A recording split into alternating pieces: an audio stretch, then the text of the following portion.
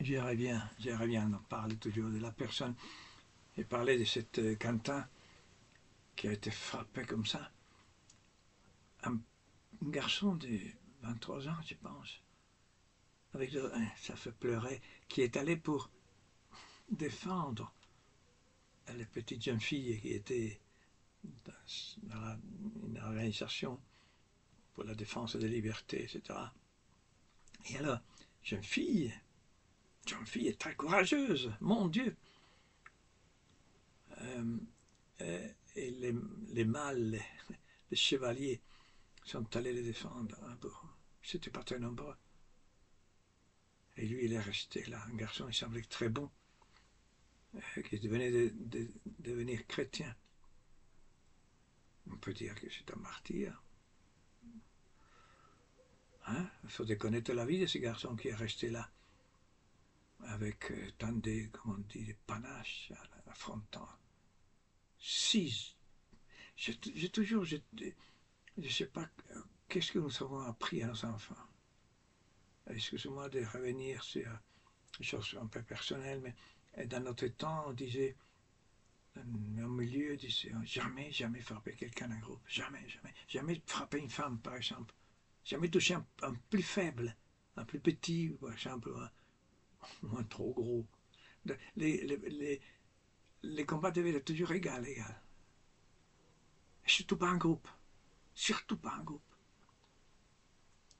Ce sont des règles humaines, des, je me suis, des règles humaines de la nature des choses. Comme on dit. Il n'y a plus rien là. C'est crime. Oui, vous pouvez lire des choses sur les. Je me souviens, un jour, j'ai visionné, avant de donner à mes élèves, quelque chose sur les camps de concentration. Mais j'étais seul ça, à cette époque, il y avait la caméra, c'était la 16 mm. Là. C'était tellement atroce. Je n'ai pas pu voir plus. Hein. Et j'ai compris une chose, ce qui m'a frappé toujours, j'ai compris. Ça, c'est les démons. Ça, c'est parce qu'on dit les Allemands, les nazis, oui, bien sûr, ils sont donnés. Voilà, une action des démons. Hein. Saint Paul dit notre lutte, notre combat n'est pas contre la chair, c'est contre les princes des ténèbres, les princes qui habitent dans les ténèbres. Voilà. Aussi frapper quelqu'un, jamais. Il y a des parents parfois, j'ai connu un père de famille qui frappait ses enfants dans le visage. Voilà. Il ne faut pas toucher le visage de Christ. Christ a été touché dans le visage, Christ a été craché. Un petit m'a rappelé ce week-end, il me disait, tu sais, Christ, il a été craché. C'était après qu'il connaît ça. A été craché. Mais le Christ ne s'est pas tué. Parce que nous avons une mauvaise compréhension de l'amour à l'ennemi. Alors il a dit, si j'ai mal parlé, dis-moi quoi. Si j'ai bien parlé, pourquoi me frappes-tu? Christ voulait dire qui était les bourreaux, la victime, pour l'appeler encore par amour à la conversion à lui. Je ne peux pas lui de lui. Hein. Dieu craché et frappé au visage. Voilà, quand la violence, vous voyez.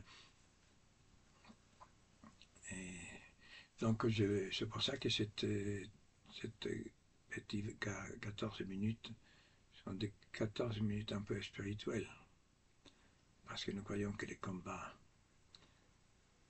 c'est entre toi et Dieu, entre nous et Dieu. Nous sommes nés pour ce combat-là, pour nous préparer à ce moment de la mort. Donc j'étais en train de lire, je viendrai encore, de Sainte Thérèse de Lisieux. Et, oui, et nous pouvons faire seuls, je pense, seuls. le pouvoir d'une personne si grande, si infinie, infini, on peut dire, oui. Saint Jacques, il dit que la prière a beaucoup de pouvoir. Saint Charles de Foucault, il dit, nous pouvons faire du bien avec la prière. Ça veut dire que nous pouvons éviter de faire du bien, c'est-à-dire on fait du mal. C'est une responsabilité que Dieu nous a laissé, la prière. Hein? Un pouvoir à chaque homme, à chaque petit. C'est pour ça qu'il y a des petits qui peuvent mourir très jeunes, parce qu'ils sont atteints la sainteté, voilà, leur mission. Mais pas quand on dit, pas quand des hommes décident d'attendre les étendre dans ces missions qu'ils sont en train d'accomplir. Parce que ces personnes qui sont en train de mourir ont encore une mission. Pour les personnes qui viennent les voir, je vous disais l'autre fois, ce moment solennel, le dernier des moments les plus importants, des moments de toute l'histoire de notre vie peut-être, je répète la même chose, pour se réconcilier avec son père, sa mère, ses enfants, un ami, quelqu'un. T'imagines la possibilité. Ce moment où les barrières tombent un peu ou tombent tout à fait. On dit quand Hérode se réconcilie avec un ennemi qu'ils étaient, avec la mort avec Jésus, parce qu'il est mort, réconcilié un peu. Oui, quelques-uns non, hein, même bon, jusqu'à là, mais ça c'est beaucoup ça. On peut profiter aussi de deuil pour demander pardon, pour s'approcher de quelqu'un qu'on n'a pas vu. C'est comme un prétexte comme ça, tu vois. Et Dieu est malin, Dieu. Hein, Dieu, parfois des prétextes créent des amoureux. Hein. Je pense à ce film qui court une jeune fille, un garçon qui court au milieu de la pluie, il y a un refuge. Voilà. Il y a un prétexte là. Elle se rencontre. Ils n'osaient pas se dire qu'ils s'aimaient. À l'époque, on s'aimait comme ça de loin. Voilà. Aujourd'hui, malheureusement, on invertit les choses. On a une relation d'abord. Ah là là, quand la relation est la dernière, et les derniers mots qu'on peut dire à une femme ou à un homme, les derniers mots, c'est-à-dire dans les mariages, les derniers mots de la relation amoureuse. Tu dis, je t'aime avec mon corps. Mais comment tu l'as fait avant? Qu'est-ce que tu as à dire? Tu as gardé ça, ce trésor que tu avais. Donc on peut, je parle jeune, peut-être il y a un jeune, une jeune qui, oui, tu peux garder la chasteté. Je ne posais pas à faire des chapitres aussi sur la chasteté. Peut-être, je ne sais pas. C'est qu'on peut dire pas trop. Mais les moines ne parlaient pas, les médecins, nous, on ne parlait pas de sexualité. C'est curieux, il a une grande sagesse. C'est le contraire de ce qui est fait aujourd'hui. La maléducation par l'éducation nationale. Le contraire. Qui dévoile des paroles, des gestes même, aux petits. Vous savez qu'on peut rester très, très innocent jusqu'au mariage. Je vous ai raconté l'histoire d'une femme, d'une grand-mère, qui au mariage était scandalisée avec son mari. Et elle l'a raconté au curé parce qu'il est allé se confesser. Et il a dit, madame, mais votre mari a raison.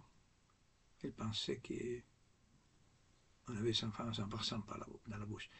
Bon, ça date de presque 100 ans, cette histoire-là. Mais oui, début du XXe siècle. Et alors, oui, mais je ne dis pas ça. C'est vrai qu'il faut informer un peu, oui, un peu, oui. Absolument.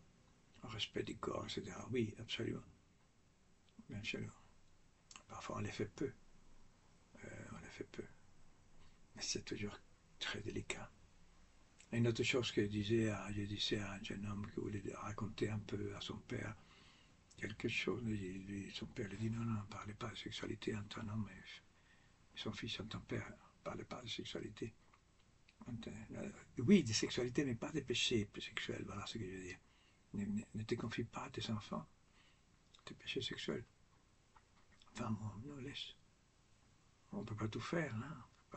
C'est délicat, il y a des choses, il y a des sujets qui sont délicats. Un peu mystérieux aussi. La sexualité, en réalité, est très mystérieuse. Très, très mystérieuse. Très nuancée. Voilà. Et donc, le respect de la personne. Saint Paul, il dit honorer les personnes.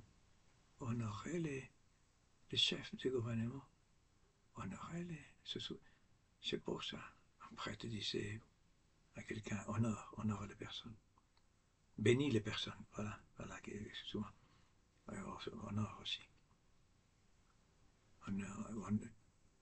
Honore ton père et ta mère. Honore ta femme, honore tes enfants, ton mari.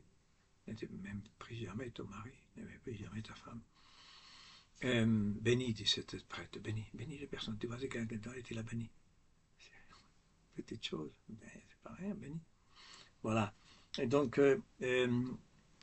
nous disions donc, je vais continuer avec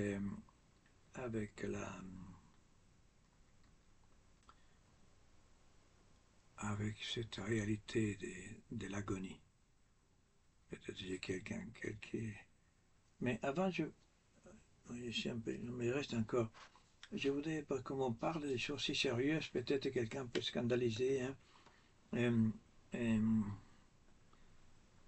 sais pas si vous lisez l'Écriture. Vous savez, vous pouvez lire l'Écriture tous les jours. C'est pas un exploit. Hein. C'est un besoin. Hein. Si vous avez besoin d'être consolé, il ne s'agit pas de passer de la journée comme les Juifs. Je ne sais pas comment ils font. Les Juifs. La femme travaille, et lui, les plus orthodoxes, là, ça doit poser des questions matrimoniales, ça, c'est pas évident. Qui passe la journée voilà,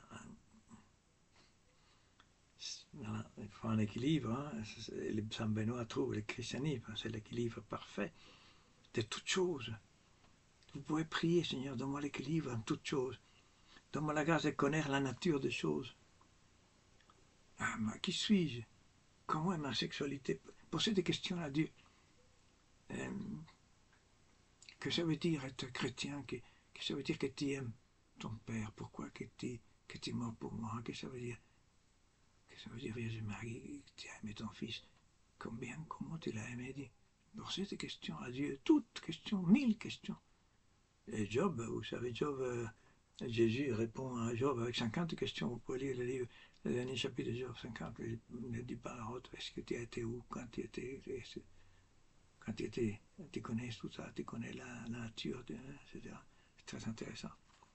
Poser des questions à Dieu. Sur toutes choses.